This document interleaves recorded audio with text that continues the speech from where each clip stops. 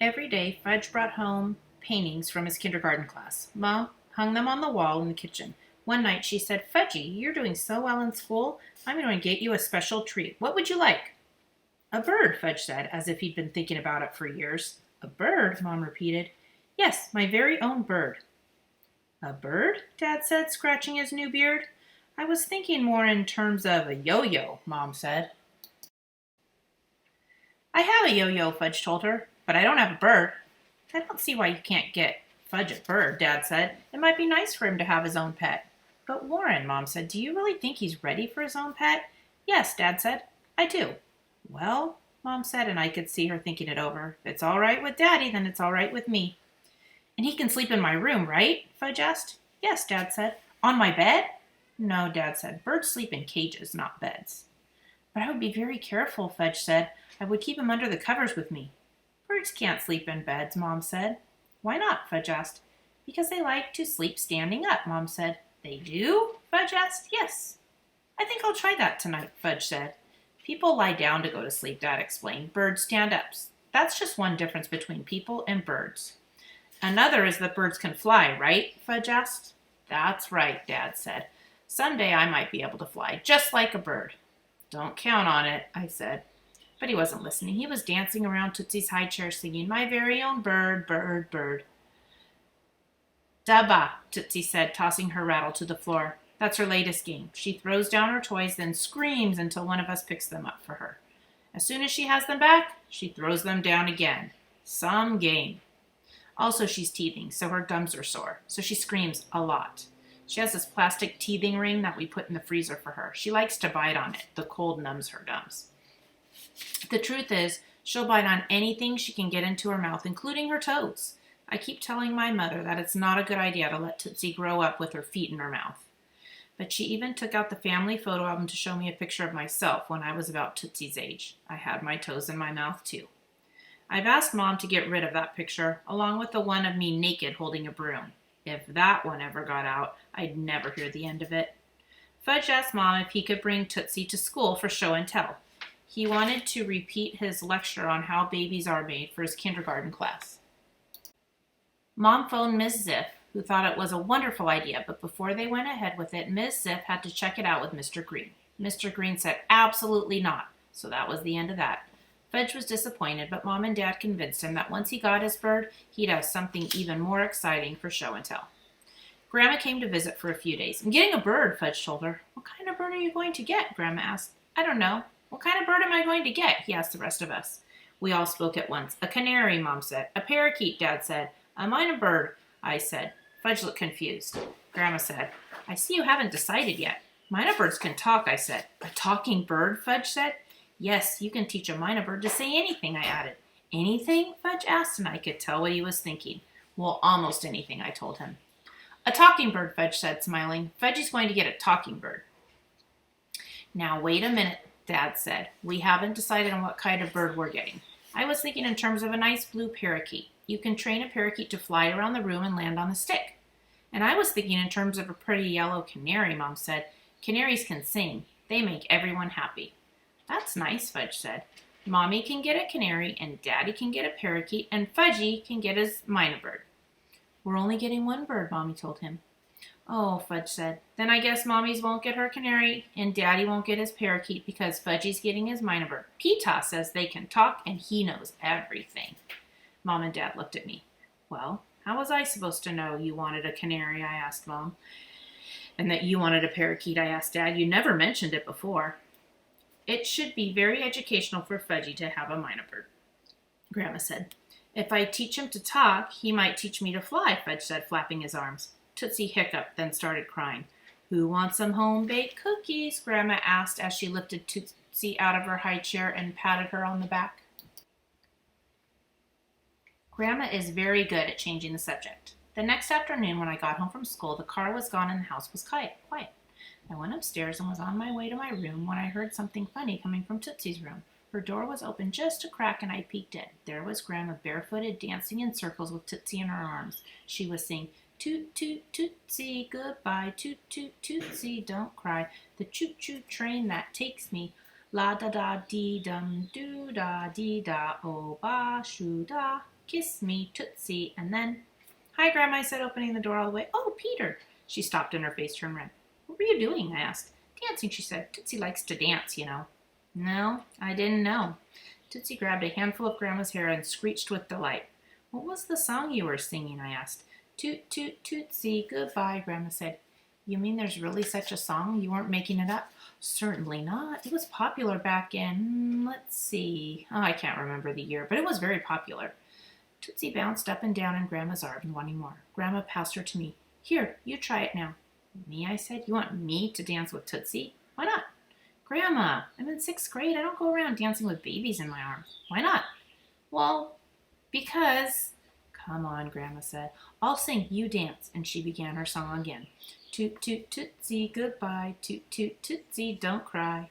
I twirled around and around with Tootsie in my arms, and Grandma was right. She loved it. She screamed and laughed and threw her head back, and pretty soon I was laughing too.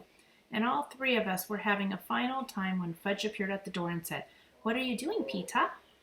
I looked over, and Mom and Dad were standing there too. Oh, I was dancing, Grandma said. Tootsie likes to dance, so we were dancing with her. She found her shoes under Tootsie's crib and stepped into them. I put Tootsie down in her infant seat and smoothed my hair with my hands, ready to explain that it was Grandma's idea and that I was going along with her. But it turned out that I didn't need to explain anything because nobody seemed to think it was strange that I was dancing with Tootsie or that Grandma was singing her Toot Toot Tootsie Goodbye song. Guess what? Fudge said. What? Grandma said. I saw him. I saw my minor bird. Where? I asked. At the pet store, Fudge said. We're going to bring him home tomorrow. They had to order a cage. He's all black with yellow legs and a yellow nose. Yellow Bill, I said. Nose. Bill. Who cares? Fudge said. And he can talk. What can he say? He can say hello in French. In French? I asked. That's right, in French, Mom said. He's very cultured. And I've already named him, Fudge said. What did you name him? Grandma asked. I expected him to say Pierre or Jacques, since he speaks French. Uncle Feather, Fudge said. Uncle Feather, I said. Yes, Uncle Feather, Fudge said again. Isn't that a good name for a bird? It's unusual, I said. And interesting, right? Fudge asked. Oh, yes, definitely interesting, I told him. It's a real privilege, Fudge said, isn't it? No, it's not a privilege, I told him. It has nothing to do with privilege. I never should have used that word with such a little kid. He still didn't know how to use it. He probably never would. So it's not a privilege, Fudge said. So who cares? And he began to sing. Uncle Feather came to town, flying in the blue sky, yellow nose and yellow legs, and he belongs to me, oh my. Come on, Grandma, Fudge said. Dance with me now. He and Grandma held hands and danced around the room while Fudge sang his latest to the tune of Yankee Doodle. My family and their musical numbers were getting to be too much, so I took off for Alex's house for some peace and quiet. The next day, Mom, Dad, and Fudge went down to the pet store and returned with Uncle Feather, complete with cage, cover, a box of food, and a book called Getting to Know Your Minor Bird. Bonjour, bonjour, Uncle Feather said over and over again. That means hello in French, Fudge told me as if I didn't already know. Dad carried the cage up to Fudge's room, which happened to be next to my room, and all afternoon all I heard was bonjour, bonjour in bird voice. I banged on the wall between my room and Fudge's. Can't you teach him to say something else? I'm trying, Fudge hollered. I'm trying, Uncle Feather repeated. Swell, I thought. We just got Fudge out of the habit of repeating everything I said, and now I've got a bird who does the same thing.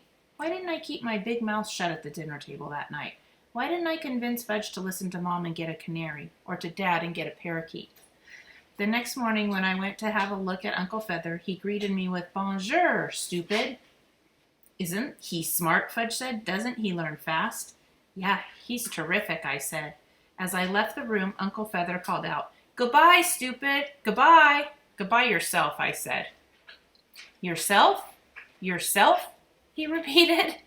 And he likes to eat worms and insects and plants, Fudge said at breakfast. So I'll go find him some worms. Oh, no, Mom said. He'll be very happy eating the food we bought for him at the pet store. But, Mommy, Fudge said, you wouldn't feed Tootsie just one kind of food, would you? That's different, Mom said. Tootsie is a baby. Uncle Feather is a bird. I know that, Fudge said, but Uncle Feather needs worms to be happy. You want him to be happy, don't you? I'm sure he can be happy without worms, Mom said, pushing her little plate inside. Let's talk about this later, Dad said. It's not the best breakfast conversation. Worms, worms, worms, worms, Fudge sang. That's enough, Fudge, Dad said, but Mom was already in the bathroom and she didn't come back to the table. Grandma came to visit the following weekend and was surprised to find that Fudge no longer slept in the hallway outside my parents' bedroom. I have to sleep in my own room now, Fudge told her. Uncle Feather needs me. Of course he does, Grandma said, standing in front of Uncle Feather's cage. And you're a lovely birdie, aren't you? Lovely birdie, Uncle Feather said. Grandma laughed. Oh my, and so smart. So smart, so smart. Oh my, so smart, Uncle Feather said. That night, Mom and Dad went out and Grandma stayed at home with us. We all watched TV together. Tootsie was on Grandma's lap having her late night bottle. So how's kindergarten going? Grandma asked Fudge. I have a nice teacher, he said. She says I'm as sweet as my name. Well, you are, aren't you? Grandma said. I snorted. Do you think I am? Fudge asked Grandma. I certainly do, Grandma told him. I snorted again. All the time? Fudge asked. Maybe not all the time, Grandma said, but most of the time. Then why do you come here just to play with Tootsie and not me? I come to see all of you, Grandma said, burping Tootsie. But you're always holding her, Fudge said, and singing dumb songs to her. They're not dumb, I said. They're from when Grandma was a girl. You were a girl? Fudge asked, trying to get up on Grandma's lap. Certainly, Grandma said, shifting Tootsie into her other arm to make room for Fudge. You were little, like me? Yes, Grandma said, and I went to school just like you. Fudge shoved Tootsie out of the way, so Grandma passed her to me. What did you do there? Fudge asked. Oh, I sang songs and painted pictures and played games and learned to read. You learned to read in kindergarten? Maybe it was first grade, Grandma said, patting Fudge's head. It was a long time ago. It's hard for me to remember. You know what, Grandma? Fudge said. Yeah, what? I'm the middle child now, so I need lots of attention. Who told you that? Grandma asked. I heard Mommy talking on the phone. It's more important for you to play games with me than with Tootsie, and you should remember that. What about me? I asked. Where do I fit in? You don't need attention, Fudge said. You're in 6th grade. I was beginning to get annoyed. That doesn't mean I don't need attention. Everybody needs attention, Grandma said. Even you? Fudge asked.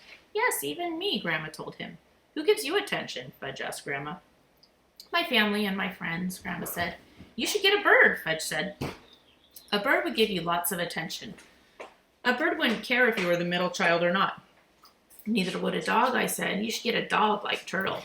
As soon as he heard his name, Turtle looked up and barked. Tootsie opened her eyes and said, Ga, ga, goo, ga. That's right, I told her. Now go back to sleep. Grandma went upstairs to tuck Fudge into bed, and I went up to put Tootsie into her crib. Good night, sleep tight, Grandma said to Fudge. Good night, sleep tight, sleep tight. Good night, Uncle Feather called. Grandma dropped the cover over his cage. It's the only way to shut him up. And even then, he kept on calling, good night, until I kicked the base of his cage. After we'd had Uncle Feather for 2 weeks, Fudge was ready to bring him to school for show and tell. Miss Zip invited the other kindergarten class to come and see him, and I got special permission from Mr. Green to skip half of English and go down to Fudge's room in case of an emergency. Mrs. Hildebrandt's kindergarten class marched in and sat in a circle on the floor, right behind Fudge's class, when Uncle Feather's cage stood in the middle of the circle. When everyone was settled, Fudge pulled the cover off the cage and said, Presenting Uncle Feather. Ooh, all the little kids said.